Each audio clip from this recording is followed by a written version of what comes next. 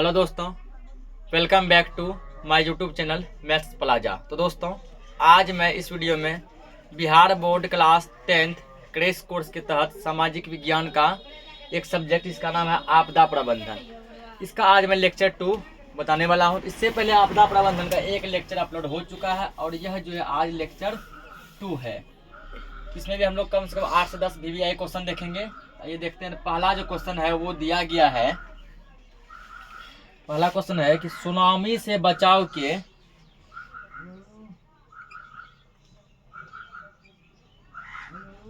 Tsunami से बचाव के सुनामी से बचाव के दो उपायों का उल्लेख कीजिए। दो उपायों का उल्लेख कीजिए। सुनामी से हम कैसे बच सकते हैं, ठीक है ना। उसका कोई दो उपाय बताना है, उल्लेख कीजिए। सुनामी से बचने का दो उपाय हमको बताना है। सुनामी से हम कैसे बच सकते हैं। तो सुनामी क्या है कल हम समझा चुके हैं, ठीक। तो उसके बाद सुनामी से क्या क्या प्रभाव होता है ये भी समझ चुके हैं। आज ये सुनामी से कैसे हम लोग बच सकते हैं, इसका उत्तर लिखेंगे कि सुनामी से बचने के दो उपाय निम्न हैं। सुनामी से बचने के दो उपाय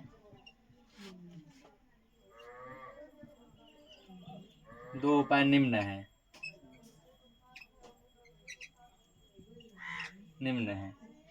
पहला उपाय क्या है, ठीक ना। ऐसा कौन तरीका करके हम सुनामी से बच सकते हैं, क्या उपाय करेंगे। तो पहला जो उपाय है वो है समुद्र तटीय क्षेत्रों के समीप समुद्र तटीय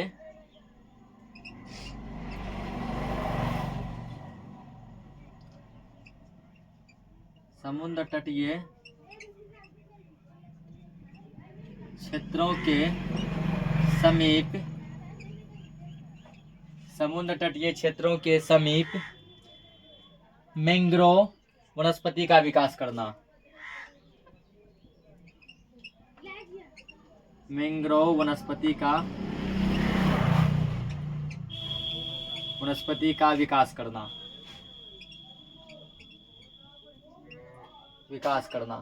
इसमें ये बोला गया, ठीक ना, कि समुद्र के किनारे जो है, समुद्र तट के यानी किनारा, समुद्र के किनारे मैंग्रोव वन लगाना चाहिए। कौन सा वन लगाना चाहिए? मैंग्रोव वन लगाना चाहिए। इससे हम लोग सुनामी से बच सकते हैं। पहला ये है। दूसरा दिया है तटीय क्षेत्रों के समीप रहने वाले लोगों को समुद्र के नजदीक,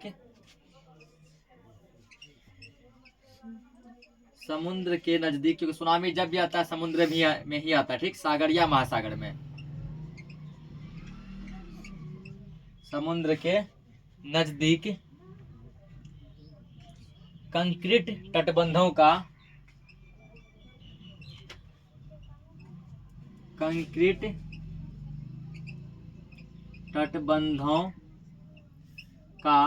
निर्माण करना।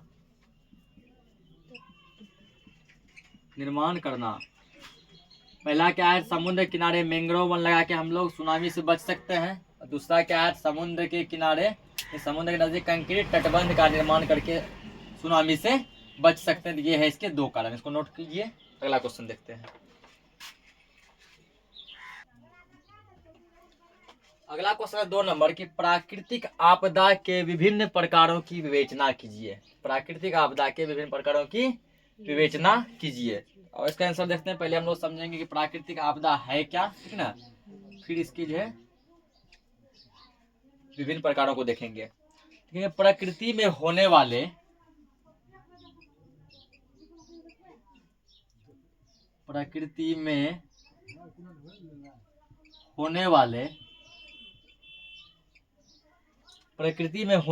परिवर्तन जो प्राकृतिक संकट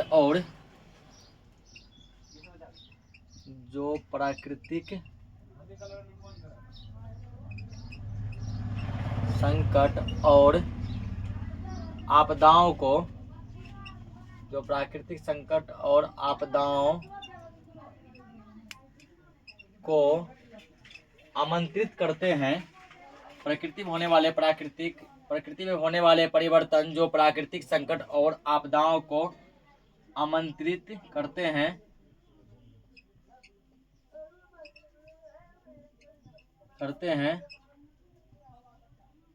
उन्हें प्राकृतिक आपदा कहते हैं। प्राकृतिक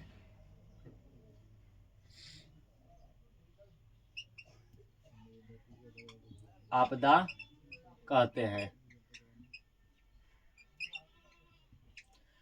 बोला कि प्रकृति में जो परिवर्तन होता है, ठीक ना, प्रकृति में कोई ऐसा परिवर्तन जिससे प्राकृतिक संकट आता है, जैसे मान लो जल की समस्या हो गया या भूकंप आ गया, ठीक है, सुनामी आ गया, जिसके कारण क्या होता है कि बड़े बड़े आपदाओं का हमको सामना करना पड़ता है। तो ऐसे ही जो आपदा को हम लोग प्राकृतिक आपदा कहते हैं। तो लिखेंगे अब इन्हें कई वर्गों में बांटा गया है। इन्हें कई वर्गों में बांटा गया है। इन्हें कई वर्गों में बांटा गया है। अब पहला लिखेंगे, कौन कौन सा वर्ग है। पहला लिखेंगे धीमी गति से होने वाले परिवर्तन।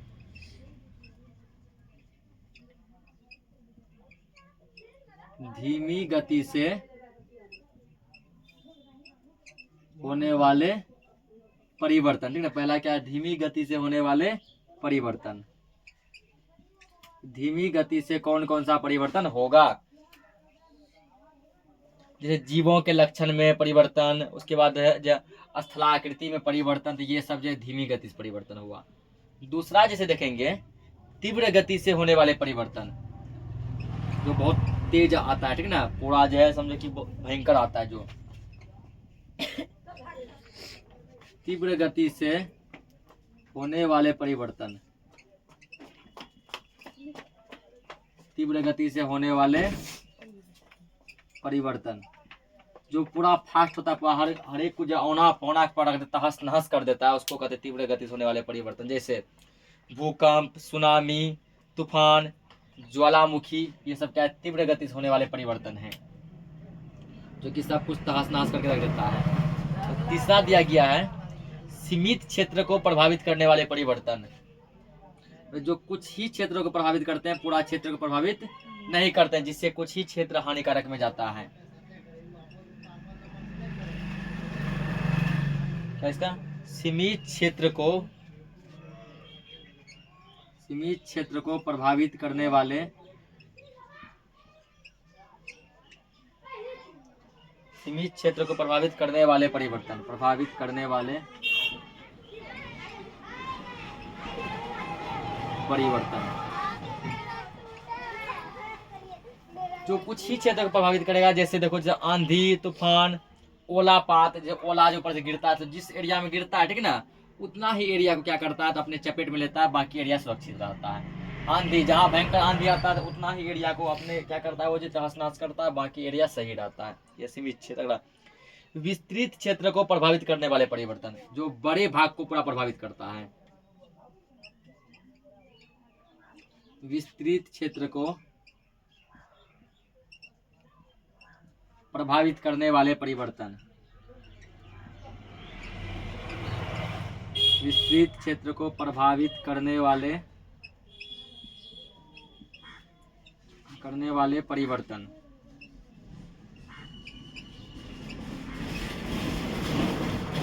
जो बड़े भाग को प्रभावित करते हैं। जैसे ओजोन परत का क्षरण, भूमंडलीय तापन, ये सब क्या बड़े भाग को प्रभावित करते हैं। इसको नोट करो।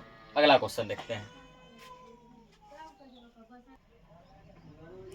अगला क्वेश्चन दिया है कि सूखे को परिभाषित कीजिए। सूखे को परिभाषित कीजिए। यदि कहीं पे सुखाड़ आया, ठीक ना, तो उसकी क्या परिभाषा हो सकती है, सुखाड़ आने के क्या कारण है। तो ऐसे जो सुखाड़ जो आता है उसको क्या करना है, परिभाषित करना है, ठीक ना।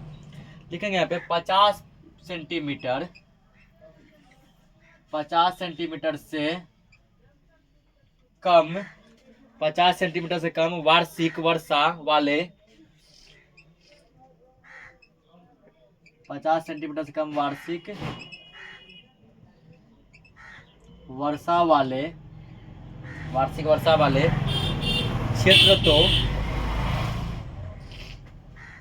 क्षेत्र तो स्वभावतः वर्षा वाले क्षेत्र तो स्वभावतः सूखे की स्थिति में होते ही हैं। स्वभावतः समझाते हैं ये क्या है। स्वभावतः सूखे की स्थिति में सूखे की स्थिति में होते हैं। सूखे की स्थिति में होते हैं। कहने का यह मतलब हुआ कि जिस एरिया में, ठीक ना, जिस जगह पर जो है वार्षिक मतलब सालाना, साल में कम से कम यदि 50% वर्षा नहीं होता है, उस क्षेत्र को सूखे की स्थिति में रखा जाता है, ठीक ना। जिस क्षेत्र में सालाना कम से कम यानी वार्षिक यानी सालाना, ठीक, साल में यदि 50 सेंटीमीटर वर्षा नहीं हुआ, कि वर्षा को सेंटीमीटर में मापा जाता है, तो उस क्षेत्र को सूखे की स्थिति में रखा जाता है। और इसमें लिखेंगे परंतु अन्य क्षेत्रों में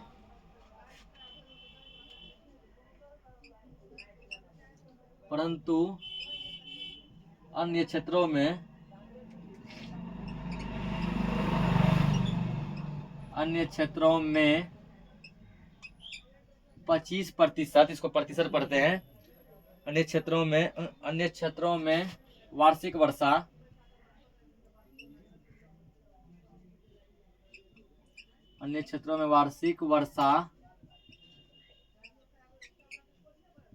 25% से भी कम हो, 25% से भी कम हो तथा 30% फसलें सिंचाई के अभाव में सूखने लगे। 30% फसलें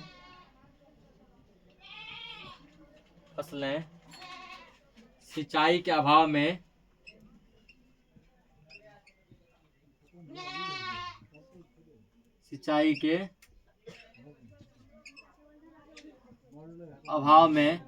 सूखने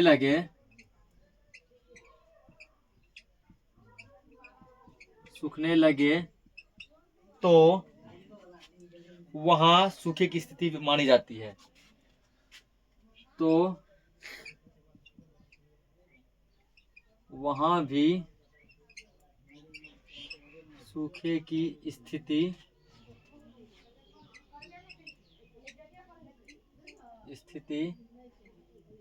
मानी जाती है। अब समझो, अरे जिस क्षेत्र में 50 सेंटीमीटर से कम वार्षिक वर्षा होता है, यदि साल में 50 सेंटीमीटर से कम वर्षा हुआ तो वह क्षेत्र सूखे की स्थिति में है, ठीक। लेकिन इसके अलावा जो है, ठीक ना, इसके अलावा यदि कोई अन्य क्षेत्र, कोई दूसरा क्षेत्र में वार्षिक वर्षा 25% से कम होता है, 25% से कम होता है, जिसके कारण वहाँ का 30% फसल क्या होता है, सूख जाता है सिंचाई के अभाव में।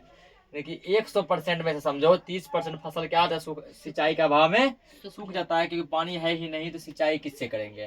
तो वहां पर भी ऐसा माना जाता है कि यहाँ सुखाड़ आ गया है, यहाँ सूखे की स्थिति है। इसको नोट करो, अगला क्वेश्चन देखते हैं।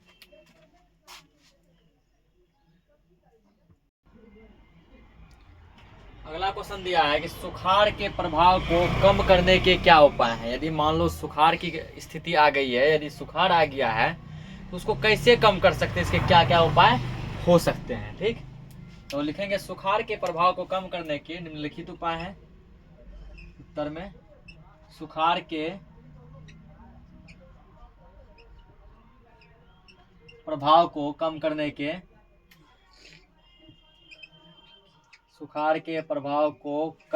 के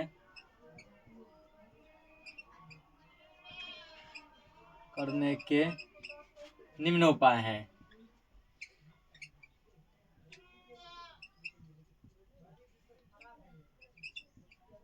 निम्न उपाय, 2-3 उपाय ऐसा है जो कि हम लोग अपनाकर सुखाड़ के प्रभाव को कम कर सकते हैं, ठीक। तो पहला जो उपाय है वो है पौधारोपण द्वारा तथा सूखारोधी फसलों की पौधारोपण द्वारा तथा सूखारोधी फसलों की कृषि करके सूखारोधी फसलों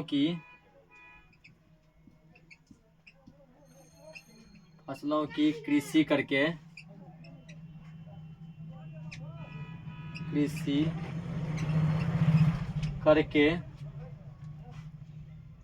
सूखे के प्रभावों को सीमित किया जा सकता है। सूखे के प्रभावों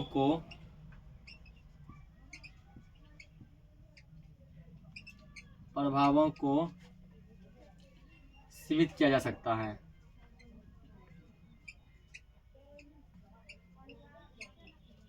सीमित किया जा सकता है।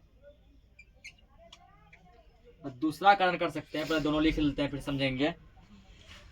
दूसरा है सिंचाई के तरीकों में परिवर्तन करके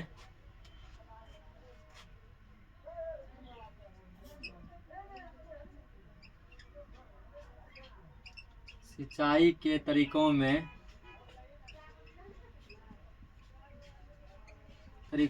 परिवर्तन करके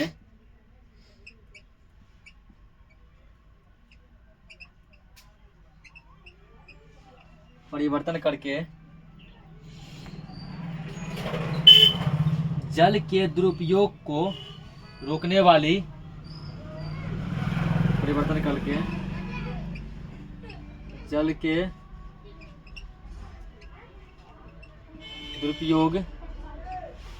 जल के दुरुपयोग को रोकने वाली सिंचाई पद्धति जल के दुरुपयोग को रोकने वाली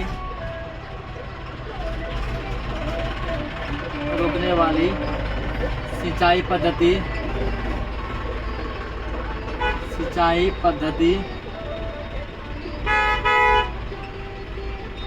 को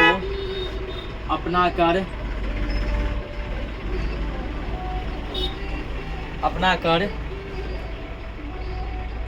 जल की बर्बादी को रोका जा सकता है। जल की बर्बादी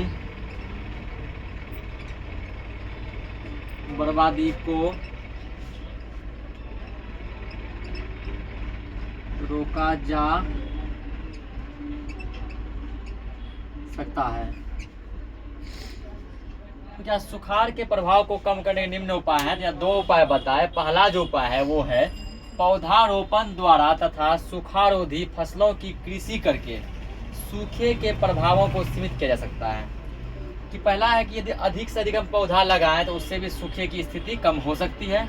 दूसरा, ऐसा कृषि करेंगे, ऐसा खेती करेंगे जो कि सूखे में भी हो सकती है, जिसमें सिंचाई की कम आवश्यकता हो। ऐसी खेती करके हम लोग भी क्या करते हैं, सूखा के प्रभाव से बच सकते हैं। दूसरा है सिंचाई के तरीकों में परिवर्तन करके जल के दुरुपयोग को रोकने वाली सिंचाई पद्धति को अपनाकर जल की बर्बादी को रोका जा सकता है।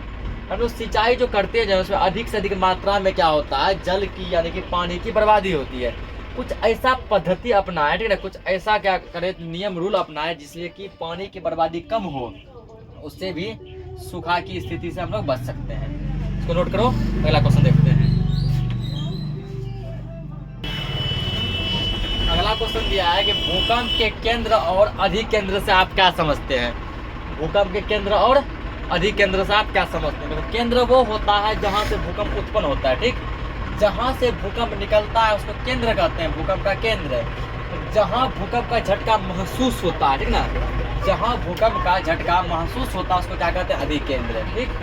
जहां से भूकंप उत्पन्न होता है उसको केंद्र कहते हैं। जहां भूकंप का झटका महसूस होता है उसको क्या कहते हैं, अधिकेंद्र कहते हैं। देखो क्या लिखेंगे, पृथ्वी के धरातल के नीचे पृथ्वी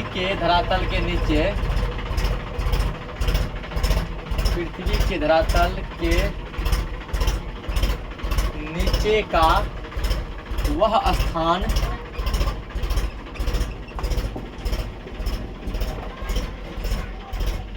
पृथ्वी के धरातल के नीचे का वह स्थान जहां सबसे पहले भूकंपी तरंगों की वह स्थान जहां सबसे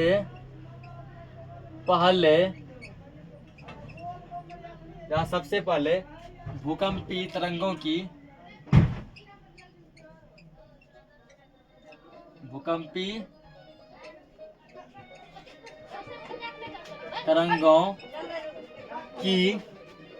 उत्पत्ति होती है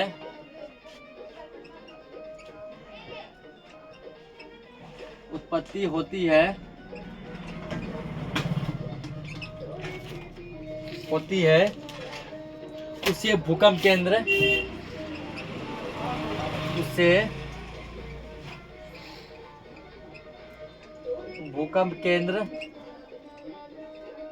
कहते हैं, उसे भूकंप केंद्र कहते हैं तथा उससे उसके ठीक ऊपर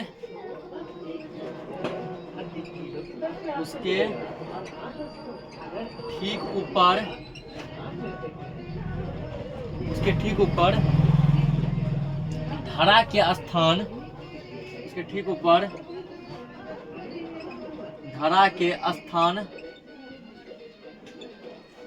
स्थान जहां झटकों का सबसे पहले अनुभव होता है, झटकों का सबसे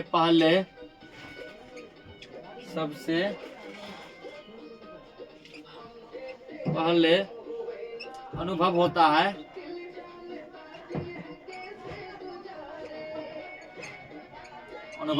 है,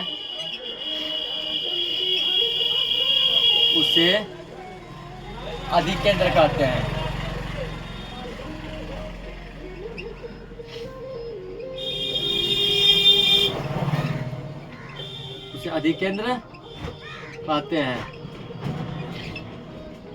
देखो क्या दिया है, पृथ्वी के धरातल के नीचे, धरातल यानी परत जो है जिस पे हम लोग खड़े हैं, उसके नीचे का वह स्थान जहां सबसे पहले भूकंपी तरंगों की उत्पत्ति होती है, मतलब जहां से भूकंप की उत्पत्ति होती है उसे भूकंप केंद्र कहते हैं। और धरातल के ठीक ऊपर जहां पर भूकंप का झटका हम लोग को महसूस होता है, ठीक है ना, उसको क्या कहते हैं, अधिकेंद्र कहते हैं। क्या कहते हैं, अधिकेंद्र कहते हैं। इसको नोट करो, अगला क्वेश्चन देखते हैं।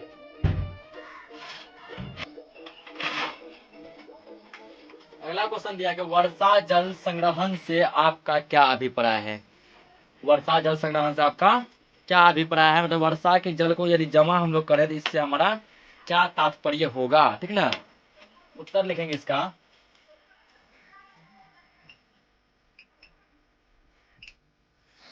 उत्तर है वर्षा के पानी का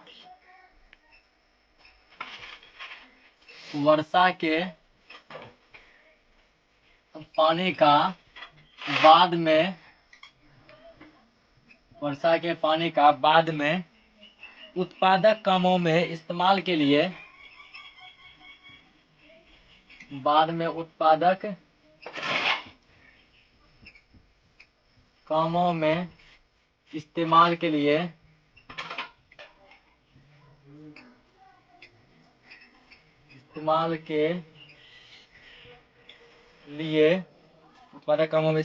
लिए इकट्ठा करने को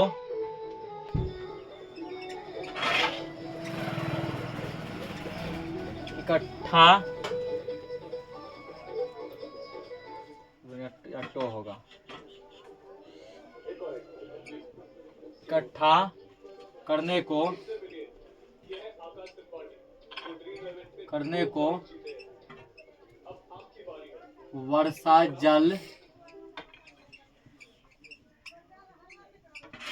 संग्रहण कहते हैं।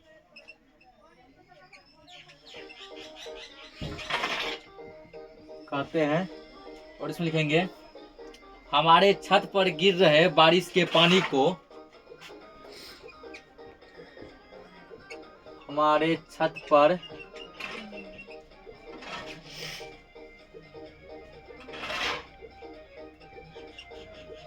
गिर रहे बारिश के पानी को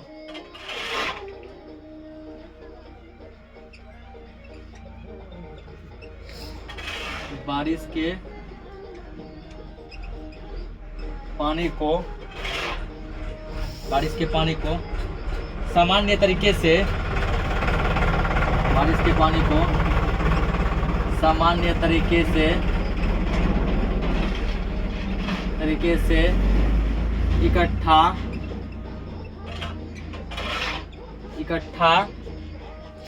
कर उसे शुद्ध बनाने का काम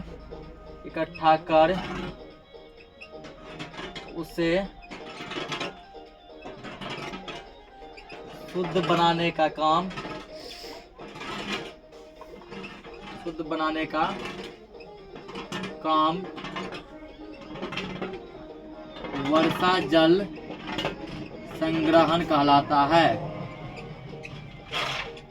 वर्षा जल संग्रहण कहलाता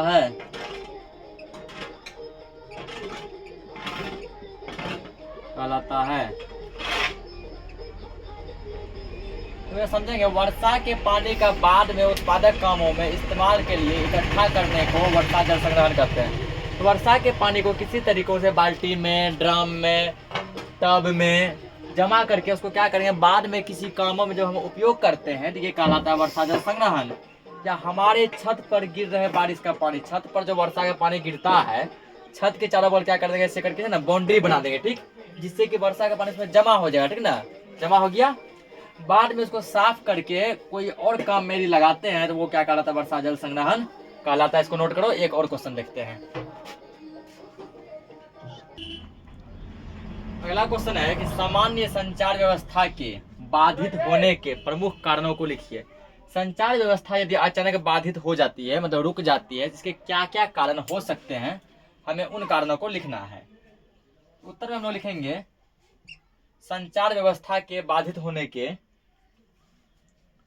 कई कारण हैं।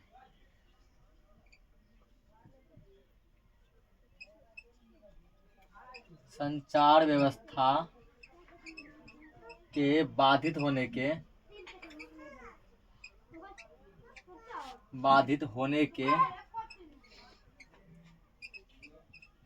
कई कारण हैं।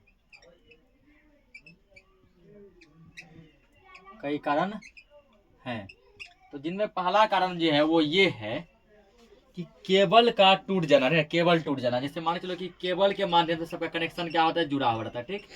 तो मान लो आंधी तूफान कुछ ऐसा आया जिसके कारण केबल क्या हो गया, टूट गया, तो संचार क्या होता है ना, संचार व्यवस्था रुक जाता है, केबल टूट जाना।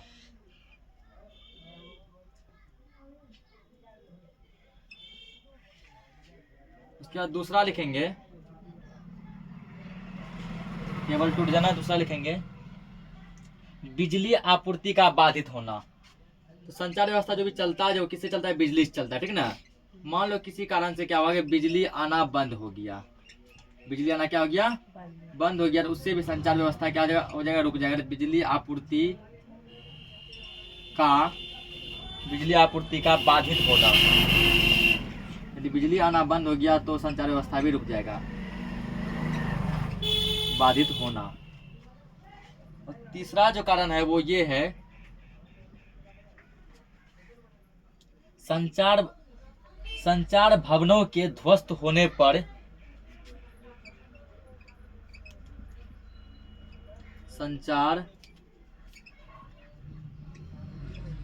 भवनों के ध्वस्त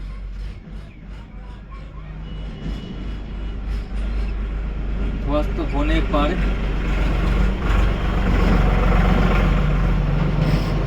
संचार भवनों के ध्वस्त होने पर संचार यंत्रों का क्षतिग्रस्त हो जाना। संचार यंत्रों का क्षतिग्रस्त हो जाना। क्षतिग्रस्त हो जाना मतलब जहां से ये संचार जो है शुरू किया जाता है, जहां संचार व्यवस्था जो चलता जो है, जहां इसका क्या है, कोई मशीन है, ठीक ना है, वो यदि मानो भूकंप वगैरह से वो क्या हुआ, तो भवन ही टूट के गिर गया, तो उसके अंदर जितने भी मशीन सब हैं, यंत्र है, वो क्या होते हैं, टूट जाते हैं और क्षति हो जाते हैं। और इस कंडीशन में भी संचार क्या होता है, संचार व्यवस्था बाधित हो जाता है, रुक जाता है। चौथा कारण है ट्रांसमिशन टावर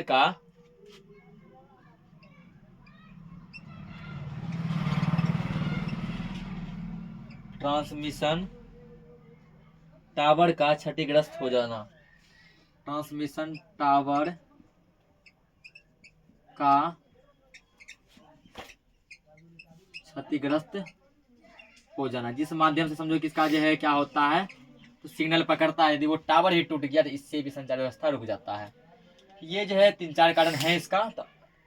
तो आज के लिए इस लेक्चर को इतना ही रखते हैं। मिलते हैं हम फिर नेक्स्ट लेक्चर में। तब तक के लिए जय हिंद।